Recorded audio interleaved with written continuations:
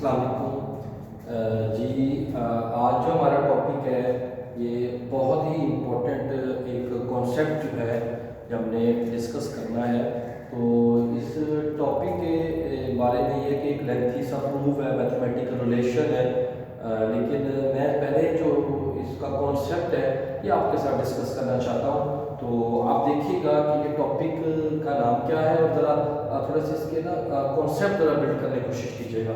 ये टॉपिक का नाम है absolute potential energy. Absolute potential energy किसे कहा जाता है, तो समझिएगा, जरा समझने की बात है। कहते हैं जी ये क्या है, it is a work done. Absolute potential energy से मुराद है ये कोई वर्क डन है बाय ग्रेविटेशनल फोर्स, यानी ग्रेविटेशनल फोर्स एक वर्क डन करती है। कहाँ पर, किस तरह? इन डिस्प्लेसिंग द ऑब्जेक्ट, के ऑब्जेक्ट को डिस्प्लेस करना है, उठाना है वहां से। दैट पोजीशन, कोई पोजीशन, ये पोजीशन वो पोजीशन, कहीं पर भी पोजीशन है, to the infinity where the gravitational force is zero. समझें, पूरा बात को समझने की कोशिश करें, पहले इस कॉन्सेप्ट को बिल्ड करें। काफी प्रॉब्लम आता है इस बात को समझने में। ये आपकी अर्थ के गिर्द एक रीजन है जिसको बोलते हैं ग्रेविटेशनल फील्ड, जिसके अंदर कोई भी मैस जब भी आया अर्थ उसको खींच लेगी अपनी तरफ। ग्रेविटेशनल फोर्स ऑफ ग्रेविटी जिसको कहा है, ठीक है जी। अब एब्सोल्यूट पोटेंशियल एनर्जी से मुराद है कोई ऑब्जेक्ट अर्थ से ऊपर किसी जगह पर, अर्थ के इवन के ऊपर पड़ा हुआ है या किसी हाइट पे पड़ा है, 0.1 2 3 4 कहीं पर भी है, उसको मैंने इस पॉइंट से उठाना है और उठाकर क्या करना है, इसकी फील्ड से बाहर निकालना है। मुझे यकीनन इस फोर्स जो ग्रेविटेशनल फोर्स है इसके अगेंस्ट कुछ वर्क करना पड़ेगा, इसके अगेंस्ट एक एनर्जी लगानी पड़ेगी। तो ये जो मैं एनर्जी लगा रहा होता हूँ या अर्थ के अगेंस्ट वो वर्क डन हो रहा होता है, तो इस पोटेंशियल एनर्जी को जो इसमें कन्वर्ट, पोटेंशियल एनर्जी के इंक्रीज में कन्वर्ट हो रही है ये मेरा वर्क डन। तो जितना मुझे वर्क डन करना पड़ रहा है ऑब्जेक्ट को किसी पॉइंट से इनफिनिटी तक ले जाने के लिए, उस वर्क डन को हम बोलते हैं absolute potential energy of gravitational field at that point, जो पॉइंट में हमें कहा जा रहा है, ठीक है। इस बात को समझने की कोशिश करें। अच्छा, देन उसके बाद हमने इसको कैलकुलेट कैसे करना है, हमने इसको कि यहाँ पे हमें ग्रेविटी या ग्रेविटेशन पोटेंशियल एनर्जी जो है एब्सोल्यूट पोटेंशियल कितनी होगी, कैसे कैलकुलेट करना पड़ेगा। इसके लिए जाहिर बात है हमें एक फोर्स देनी पड़ेगी जिसका नाम है फोर्स ऑफ ग्रेविटी, क्योंकि हमने कहा है it is equal to the work done by the gravitational force. तो फिर हमें ग्रेविटेशनल फोर्स कंसीडर करनी पड़ेगी, जो आपको पता है कि ऑब्जेक्ट का क्या होता है, वेट होता है, जिसको हम mg फोर्स को क्या लिखते हैं, mg लिखते हैं, ठीक है जी। इसको हमने डिस्प्लेस करना है लाइक इस पॉइंट से इनफिनिटी तक लेके जाना है, ठीक है ना। तो फिर जो फोर्स जिसके साथ हमने वर्क डन करना है, अब वर्क एक्चुअली है वर्क डन, तो वर्क डन का जो फार्मूला हमने पढ़ा हुआ है, वर्क डन का फार्मूला तो होता है ये F डॉट डी। इसके अंदर जो ये फोर्स होती है, इस फोर्स को हमने क्या पढ़ा है कि ये कांस्टेंट होनी चाहिए। फोर्स क्या होनी चाहिए, कांस्टेंट। अब ग्रेविटेशनल फोर्स mg के बराबर है, जिसमें g कांस्टेंट होता ही नहीं है। जैसे जैसे आप ग्रेविटी अर्थ से दूर जाना शुरू करते हैं, आपकी g की वैल्यू क्या होती है, कम होना शुरू हो जाती है। इस मतलब है जब हम इसको इंफिनिटी पर लेके जाएंगे तो g तो ये रहेगा ही नहीं, जो अर्थ के सरफेस के ऊपर g 9.8 है, ये तो g नहीं रहेगा, ये तो वेरी कर जाएगा।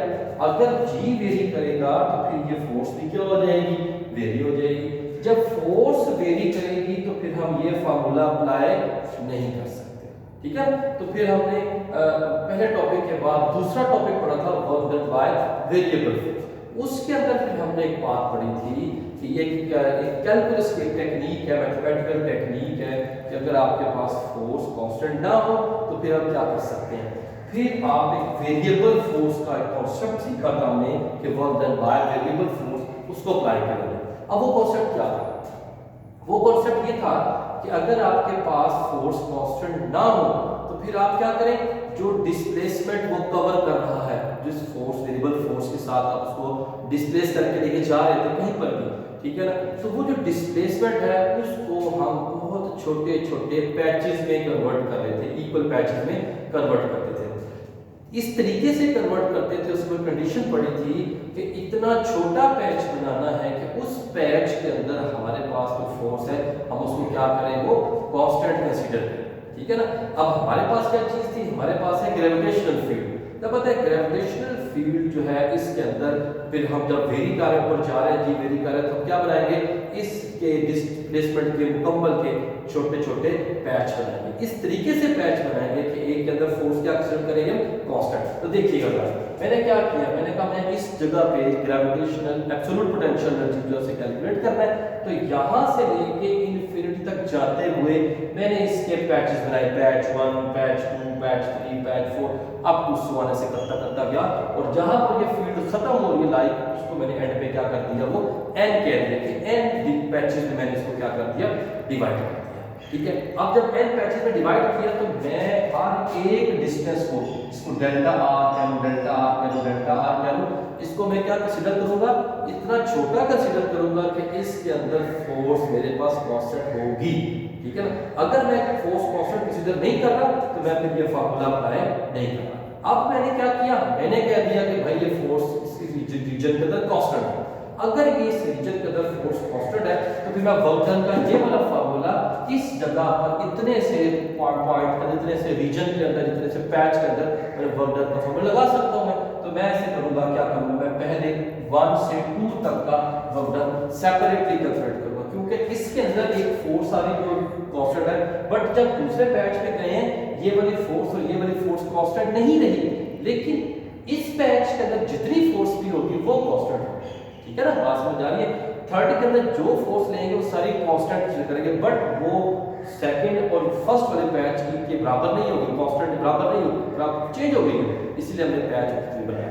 तो फिर क्या करेंगे, हम पहले पैच में वर्क डन निकालेंगे जब ऑब्जेक्ट यहां से इधर गया। देखिए इसकी जो ग्रेविटेशनल फोर्स है उसकी वैल्यू क्या है, तो डायरेक्शन क्या है, डाउनवर्ड, और डिस्प्लेस हम क्या कर रहे हैं, इसको अपवर्ड लेके जा रहे हैं। एक तो ये पता लग रहा है कि ये दोनों वेक्टर जो है डायरेक्शन में ऑपोजिट है। तो जब हम इस पे डॉट अप्लाई करेंगे F1 डॉट डेल्टा r, तो इसका डॉट खत्म करने के लिए इस पैच में जितनी भी फोर्स होगी, जो भी फोर्स होगी, हम उसको F1 से रिप्रेजेंट करेंगे। अभी मैं कैलकुलेशन नहीं कर रहा, मैं भी कैलकुलेशन भी करके बताऊंगा आपको, करता हूं कैलकुलेशन इसकी, लेकिन अभी आप समझिए कि कॉन्सेप्ट क्या है। बाद में सिंपल मैथमेटिक्स है वो आपको मैं कर दूंगा, इशू नहीं। तो डेल्टा r जो है ये आपके पास ये डिस्प्लेसमेंट जो हमने यहाँ पे d का हुआ, इसका नाम डेल्टा r रखा।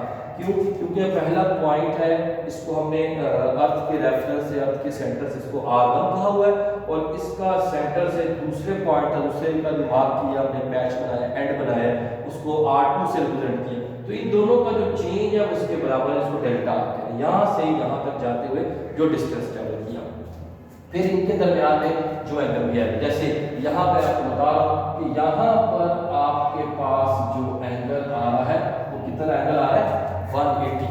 इसका मतलब है मैं 180 की जब वैल्यू पुट करूंगा तो माइनस में आ जाएगा, यानी ये एक आपका वर्क डन निकल रहा है, जो वर्क डन किसके बराबर है, वर्क डन फ्रॉम 1 to 2, तो किसके बराबर आ रहा है, नेगेटिव आया cos 180 की वजह से, और F1 डेल्टा r जो इनकी वैल्यूज पुट करेंगे तो इसका आंसर निकल आएगा। वैल्यूज पुट करना सीखते हैं। ऐसे ही जब हम सेकंड थर्ड में जाएंगे तो फोर्स वेरी होगी, फोर्स क्या करेगी, वेरी। पहले F1 कोई फोर्स थी, अब F2 फोर्स होगी, लेकिन जो डिस्प्लेसमेंट डेल्टा r पहले की तरह मैंने सिंगल पैच बनाया, वही पैच, उतना ही पैच यहाँ पर ले रहा हूँ। ऐसे ही जब थर्ड में जाऊंगा, फोर्थ में, फिफ्थ में, सिक्स में, एंड वाला जो पैच होगा जिसके बाद आप ये समझें कि आपकी फील्ड खत्म हो जाएगी, उसके अंदर लिखा है n-1 to n, यानी n-1 से n तक जाते हुए वहां पर जो फोर्स लगेगी और उसका नाम Fn रखा हुआ है, सपोज किया हुआ है, डेल्टा r जो पैच का डिस्टेंस है, और एंगल यहाँ पर भी 180 है, ठीक है। तो इस तरह हम फिर तमाम जो पैचेस हैं इनके वर्क डन को